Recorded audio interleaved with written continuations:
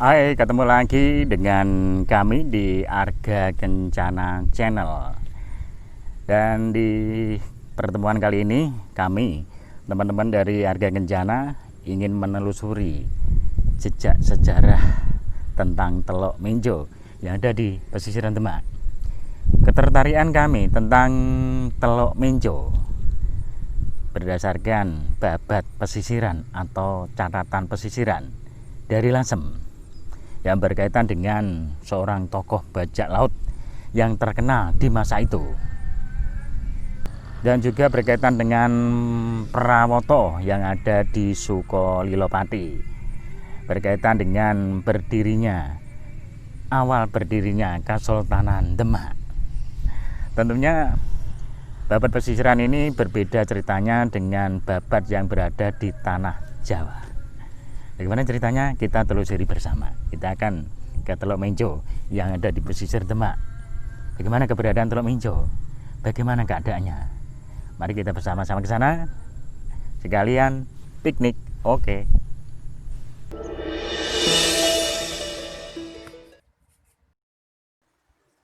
Kali ya Pak.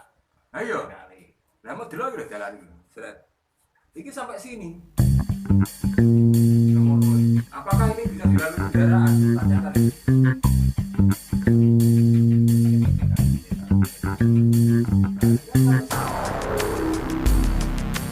Padahal ono objek wisata sing umum.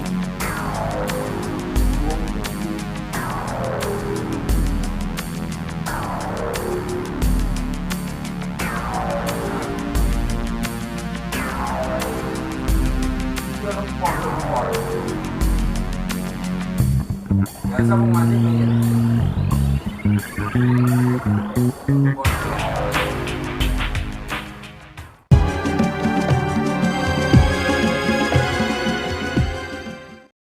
Ini siap-siap untuk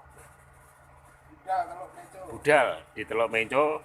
Tujuan pertama di Welaan, terus di Demak Pak ya, di Teluk Menjo dan Tedunan. Sudah mau berangkat, siap-siap.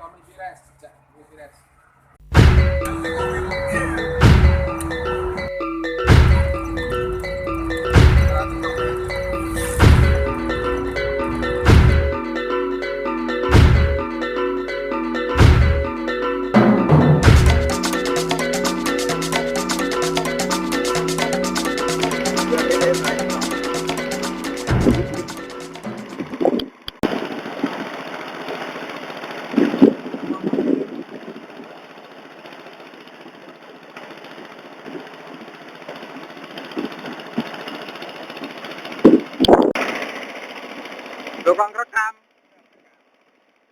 rekam Anda. Oke, kami di Teluk Menjo lagi jalan-jalan.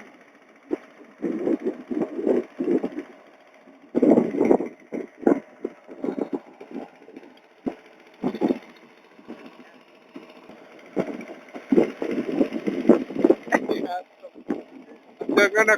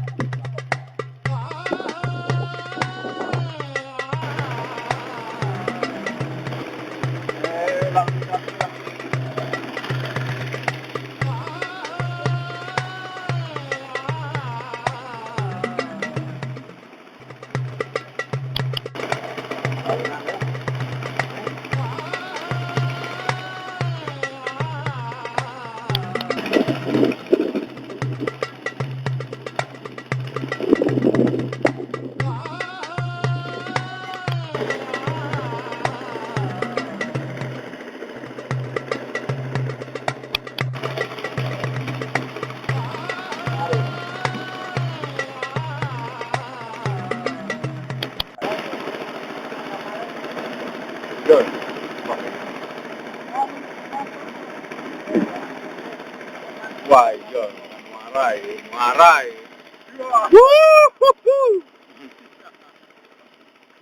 Asik ini. Oh, man.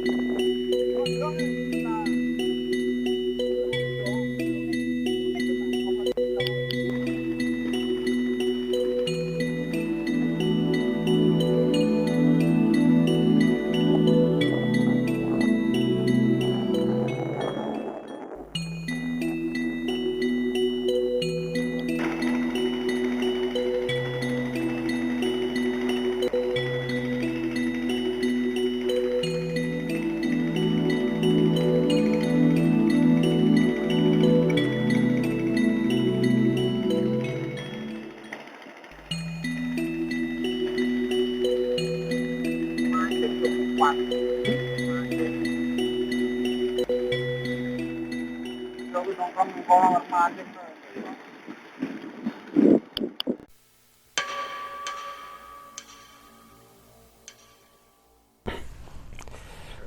Kali ini kita coba mengungkap ketertarikan dari tim Arga Kencana tentang Tedunan dan Teluk Menco. Oh iya ya, di wilayah Tedunan dan wilayah Tedunan wilayah Demak. sesuai yang Jepara. pernah kita jelajah kemarin. Ya ya. Dari kajian tentang Tedunan dan Teluk Menco dari naskah-naskah pinggiran, naskah pesisir yang cenderung dipinggirkan oleh naskah-naskah para sejarawan. Ini Mataram ya, pertama ya. Terutama Mataram series.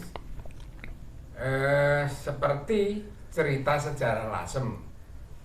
Terus kemudian Banten, Serat Banten. Kemudian yang paling pokok adalah perjalanan Tommy Pires yang ditulis dalam Suma Oriental. Ketertarikan ini, landasan ini, apa pendapat Pak Joko tentang masa awal berdirinya Demak di bawah Jinbun atau Raden Patah? Monggo Pak Joko, kita berikan penjelasan sedikit. Ya, makasih.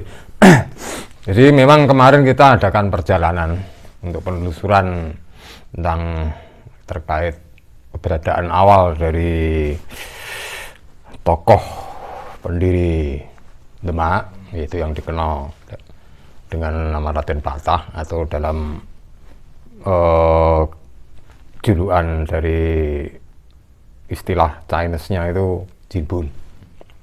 Itu memang saya dapatkan itu setelah baca-baca dari naskah dari cerita sejarah Lasem, juga dari bukunya Tommy Pires, kemudian Babat Demak Pesisiran, lantas ini kronik Sampokong yang di era Orba itu di Bredel. Satu lagi dari Sajarah Banten dan Ikat Sentin. Memang agak menarik karena ini sangat berbeda dengan pakem Babat Jawa. Sangat menarik itu. Nah, itu memang perlu kita ketahui, ternyata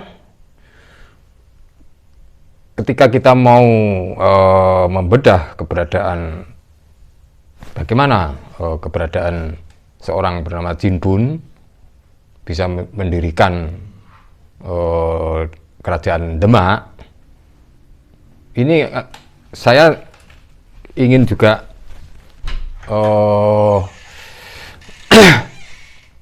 mengungkapkan ini kok berbeda dengan yang tertulis dalam Babat Jawa.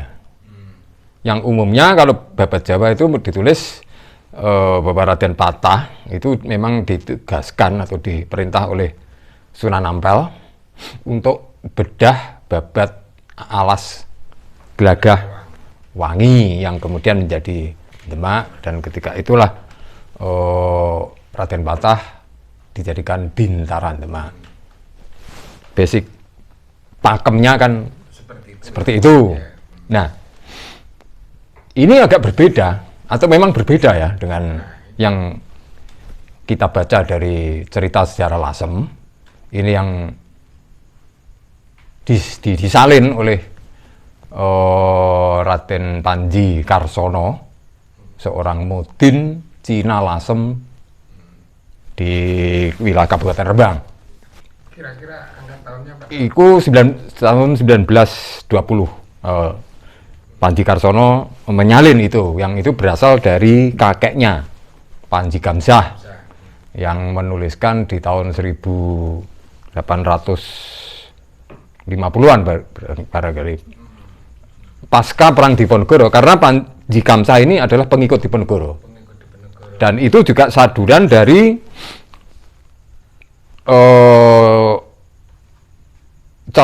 siapa itu Bupati Lasem,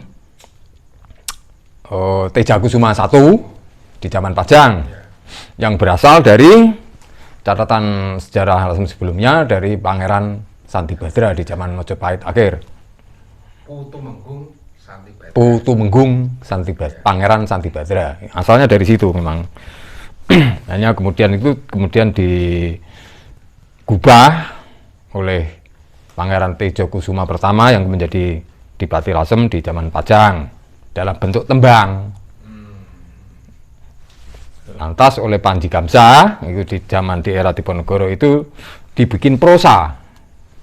Menjadi Prosa. Nah, kemudian baru Panji Karsono disalin lagi gitu. Khususnya tentang sejarah Lasem. Kira-kira letak perbedaan atau kontroversinya di mana itu? Nah, khusus terkait dengan Demak ya, ini juga agak segan sebenarnya membedah ini ya. Tapi memang harus diwacanakan karena itu juga ada sangkutannya nanti dengan sejarah di Pati ya.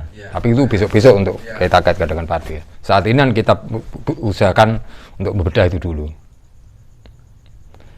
Ini terkait dengan keberadaan bagaimana seorang Jimbun ini menjadi bintara di Demak. Yang berbeda dengan Babat Jawa yang dikatakan ditugaskan oleh Sunan Ampel. Dari Babat Lasem itu sendiri memang dikisahkan bahwa ada seorang yang disebut Pangeran Santikusumo, putra dari Empu Tumenggung Santibodro, seorang pujangga Majapahit akhir. Nah, Pangeran Santikusumo ini adalah putra ragilnya. Pangeran Santikusumo ini ternyata adalah cucu Sunan Bejagung dari ibunya. Nah, Sunan Bejagung ini bernama Syekh Asngari, seorang Muslim. Nah, Santikusumo inilah kemudian belajar Islam pada kakeknya, sehingga dia dapat julukan atau nama Islam Raden Mas Said. Nah, ini yang tidak banyak diketahui oleh rata-rata para orang-orang Muslim gitu loh. Tentunya hanya Ini versi dari Lasem ya. Tentunya hanya penggayat sejarah Lasem ini Iya. yang lebih paham. Nah, ini kan kita bedah. Nah, setelah dewasa, dia kemudian lebih dikenal dengan Sunan Kalijogo. Nah, ketika Sunan Kalijogo atau Santikusumo pada awalnya itu ya, sebelum dia dikenal sebagai Sunan Kalijogo, awalnya dia memang dijadikan atau ditugaskan mungkin oleh Raja Majapahit ketika itu menjadi seorang penguasa di Kadilangu sebagai panembahan. Yang sekarang ada di Demak itu ya. Ya. Sebagai panembahan di Kadilangu, sebagai penguasa di situ, diceritakan dalam sejarah Lasem itu, dia menaklukkan seorang bajak laut di Teluk Menco. Nah, wilayah Teluk Menco ini memang dekat dengan Jepara, di sebelah baratnya. Jadi penaklukan terhadap ini yang terus kemudian disebut sebagai Jimbun itu kan berarti. Nah, bajak laut Teluk Menco ini asalnya dari Palembang. Nah, si bajak laut ini kemudian dijadikan bintara. Sebagai bintara, dia disebut sebagai Jimbun. Lantas dia menduduki. Nah, itu perkembangan nanti. Oh ya. Nah, kemudian si Jimbun ini juga dikawinkan dengan putri paman, istilahnya pamannya Santikusumo, yaitu putrinya Pangeran Wiranegara yang beristri Nyai Malokah, putri Sunan Ampel. Kalau tidak salah ini ya, tolong dikoreksi nanti, yang disebut Sulikah itu yang bernama Nyai Sulikah itu. Nyai Malokah ini. Nah, ini yang tidak tertulis dalam yang versi umum gitu loh. Nah, inilah kemungkinan hubungan kekerabatan dari pihak Lasem dan Demak yang tertulis dalam sejarah Lasem.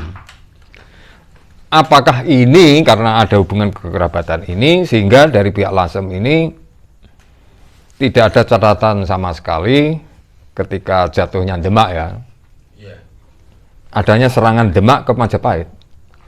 Padahal secara umum dari Babat Jawa, Serat Kondo dan sebagainya itu rata-rata serat Jawa, naskah Jawa itu menuliskan ada keterlibatan serangan Demak terhadap Majapahit. Kronik Sambokong juga menyebutkan begitu. Hanya dalam sejarah Lasem saja tidak ada catatan serangan Demak ke Majapahit. Nah, ini kontroversi yang kedua. Nah itu. Yang tercatat justru hanya serangan dari pihak Kediri dengan yang menyerang itu Adipati Girindrawardana kepada Majapahit. Apakah ini karena ada hubungan kekerabatan antara pihak Lasem dengan Demak? Namanya masa akhir Majapahit. Ya, memang itu di masa akhir Majapahit setelah ya dari catatan sejarah Lasem memang setelah 1478. Nah, kembali kita kepada Jinbun tadi ya. Di mana kemudian dia itu sebagai bintara di Demak. Otomatis atasannya waktu itu yang karena yang menaklukkan adalah Pangeran Santikusumo, atasannya adalah Pangeran Santikusumo sebagai Panembahan Kadilangu. Nah, ini kan berbeda dengan Babat Jawa yang bahwa tokoh yang awal berada di Demak adalah Jinbun yang Babat Alas Blagawangi. Tapi ternyata sudah ada Panembahan Kadilangu ya Santikusumo tadi. Perbedaannya itu. Nah, itu terkait dengan Jinbun yang disebut sebagai bajak laut Teluk Menco yang asal dari Palembang.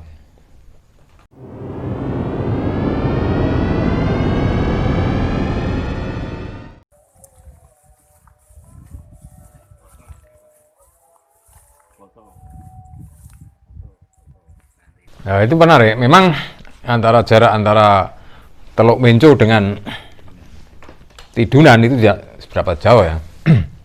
Ada catatan memang. Ini justru dari catatan Tomé Pires, orang Portugis yang berkelana di Jawa ya. Itu mencatat keberadaan Tidunan di masa itu di sekitar 1513-an. Perjalanan tahun Pires. Ya, itu dia menulis dalam bukunya yang disebut Suma Oriental. Disebutkan oleh Pires, Tomé Pires, waktu itu di Tidunan sudah ada sekitar antara 2.000-3.000 orang. 2000. Ya, Lumayan. yang itu tinggal di situ. Udah lumayan padat, Pak. Sementara di sebelah utaranya itu adalah kan dekat dengan Jepara. Iya. Jepara itu baru 100-200 orang. Artinya itu ternyata bahwa di Tidunan inilah yang waktu itu bisa kita sangkakan ini sebagai pelabuhan yang cukup besar daripada dibanding Jepara. Nah, Pires menulis bahwa di Tidunan ini diduduki atau ada seorang penguasa yang disebut Patih Orup. Patih Orup. Ya, dia selain sebagai seorang patih, juga sebagai seorang saudagar. Nah, ini ternyata Patih Orup ini memang ada hubungannya dengan Patiunus. Yang namanya kan, ya setiap sejarawan atau orang-orang Indonesia pasti tahu tokoh Patiunus ini. Iya. Ini terkait dengan serangan Malaka itu kan. Memang, nah, ternyata bahwa Patih Orup ini pamannya Patiunus. Dan sering juga bahwa Patih Orup ini mendanai atau membiayai Jinbun ketika membesarkan Demak, juga membiayai Pati Yunus ketika membesarkan Jepara. Juga tidak masalah pembiayaan untuk pengembangan wilayah, juga untuk kemiliteran, di mana memang pasukan-pasukan dari Mojopahit di bawah Gusti Patih, yang dimaksud ini tentunya Patih Udara, itu memang menyerang Demak dan Jepara. Itu yang diberitakan Pires begitu. Nah, ini didanai oleh Patih Urup sebagai mungkin penasehatnya dari baik Jinbun maupun Patih Yunus. Nah, jauh sebelum Patih Yunus itu duduk sebagai seorang dipati di Jepara ya, ini menurut catatan Pires. Jadi ayahnya Patih Yunus, berarti itu kan pamannya, berarti adiknya kan. Ini menguasai Jepara, menaklukkan Patih Japara dengan cara Kosario, artinya dengan cara bajak laut. Ini istilah bahasa Portugis, Kosairo itu, dengan cara bajak laut. Artinya dengan kekerasan gitu loh. Dengan peperangan Ya, kekerasan. ya memang di situ hanya disebut bahwa Patih Jepara dibunuh dengan cara bajak laut, lihat kekerasan. Gitu loh. Tapi ya memang sih kalau kita pertimbangkan, memang wilayah itu kan masih di bawah Majapahit. Iya, betul. Dan wajar kalau Patih Majapahit itu mengamankan wilayah di situ, di mana di situ banyak bajak. Betul. Kaitannya kan itu. Ya. Hanya kemungkinan waktu itu karena Majapahit itu semakin lemah karena juga ada konflik internal, sehingga akhirnya Jepara itu bisa direbut oleh ayahnya Patih Yunus dengan cara kekerasan. Tapi ya oleh ayahnya Patih Yunus itu kemudian Jepara dikembangkan sehingga menjadi pelabuhan besar. Tapi menariknya ini kan ada perbedaan antara Jepara dengan posisi Tedunan yang bersebelahan dengan sungai, kalau nggak salah loh itu. Memang kalau di Tidunan ini kan didukui oleh Patih Urup. Patih Urup, oh iya. Oh, Nah, Patih Urup ini pamannya Patih Yunus. mungkin Patih Urup ini sebagai Sabandar besar, mungkin. Ada disebut dalam sejarah Banten, disebut Wong Agung Jepara.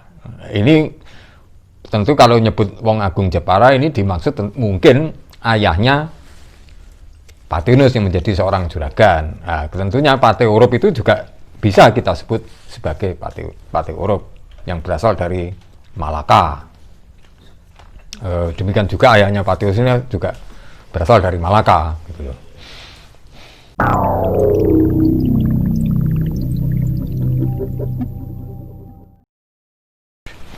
Kembali lagi ke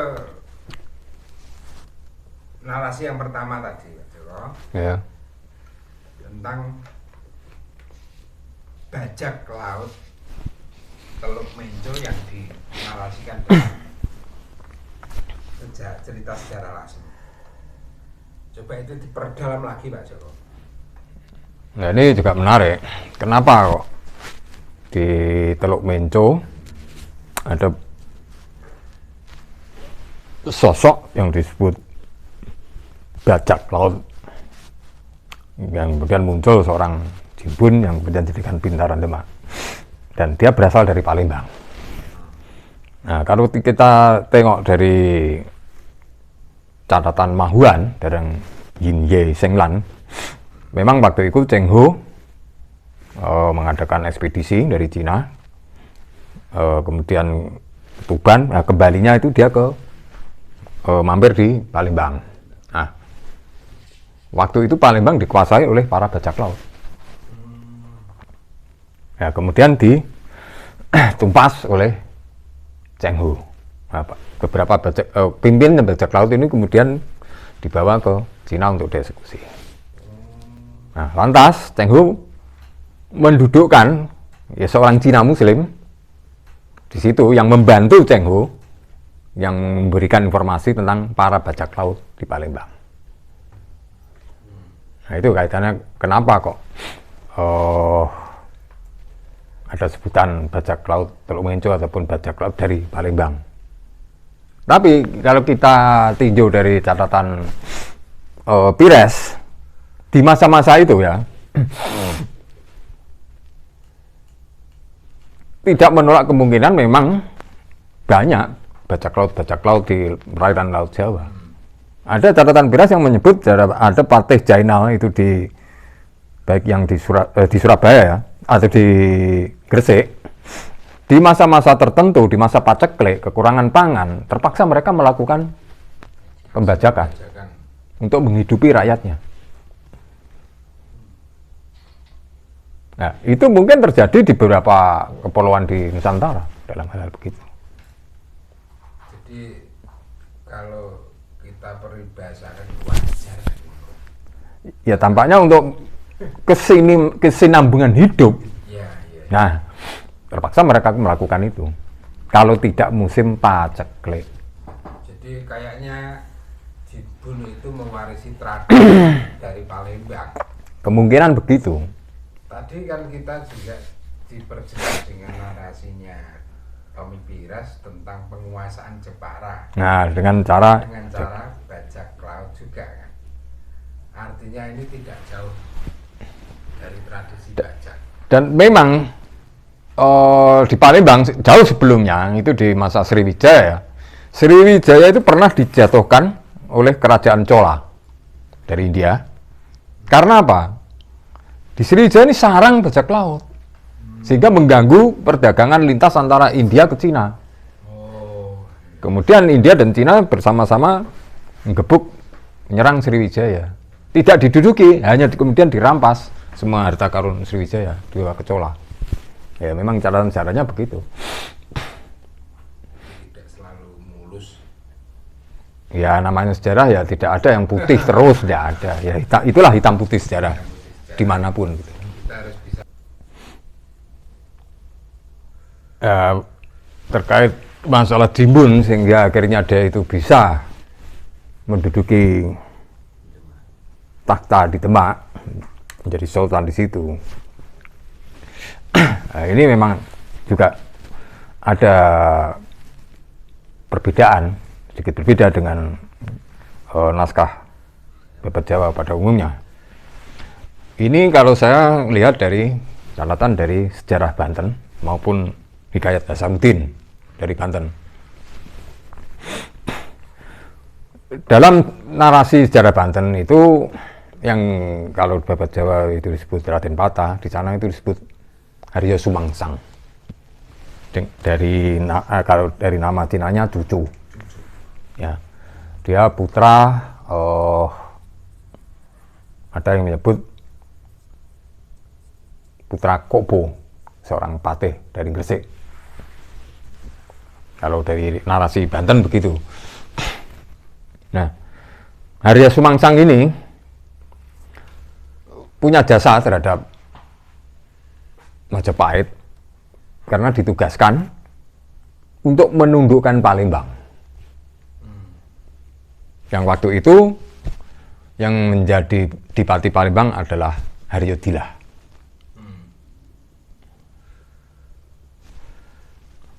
Nah, ketika cucu atau Haryo Sumangsang penaklukan itu sampai 2 kali penaklukannya. Yang pertama, Haryo Dilah didudukkan dengan gong Maesolawung, pusaka Majapahit. Jadi ketika Haryo Sumangsang datang ke sana dengan menabuh gong itu langsung Haryo Dilah tunduk mengerti bahwa ini gong adalah gong kerajaan. Nah, karena jasanya yang pada serangan awal dia mendapat gelar sebagai Haryo Sumangsang. Yang kedua, dia diberi gelar Pangeran Anom, sampai ada yang nyebut Prabu Anom, dan diberi hadiah seorang putri dari pihak Majapahit. Siapa pihak Majapahit? Ini yang agak kabur dalam catatan Banten. Satu sisi ada yang disebut yang memerintahkan menaklukkan Palembang memang disebut adalah Raja Majapahit. Tapi ketika Arya Sumangsang ini berusaha mengangkat diri sebagai penguasa, ini dilaporkan oleh seorang bernama Lembu Suro, penguasa Demak.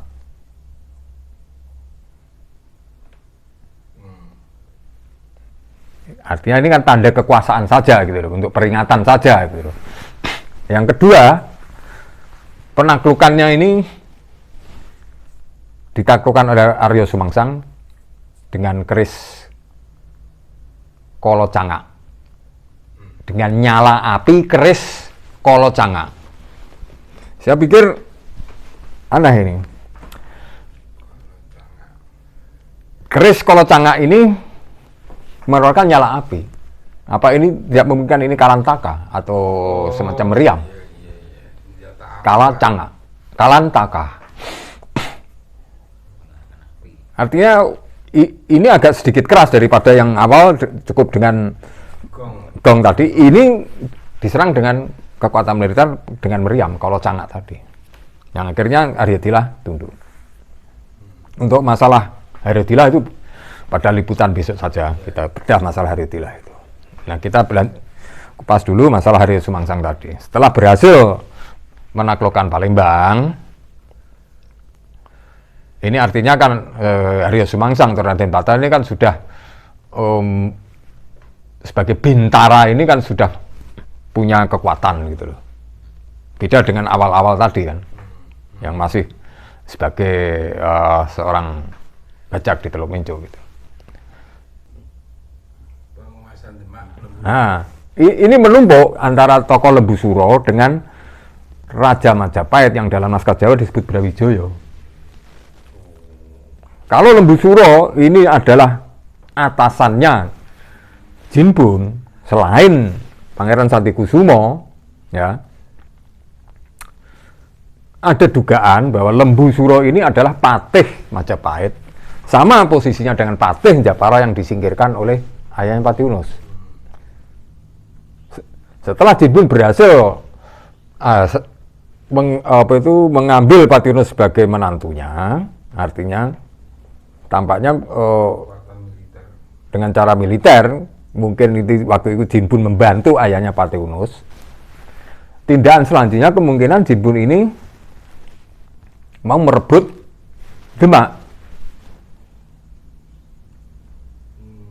di mana Demak waktu itu patihnya disebut Lembu Suro.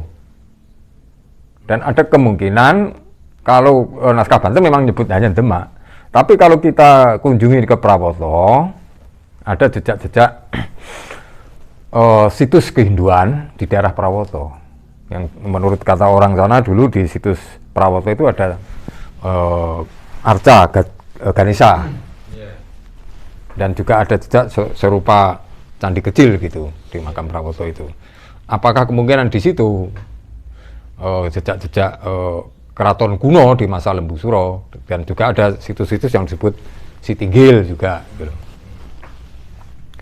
Dan kalau Jinbun kan di wilayah Demaknya, dimana kalau disebut Babat Jawa itu masih berupa hutan Glagawangi.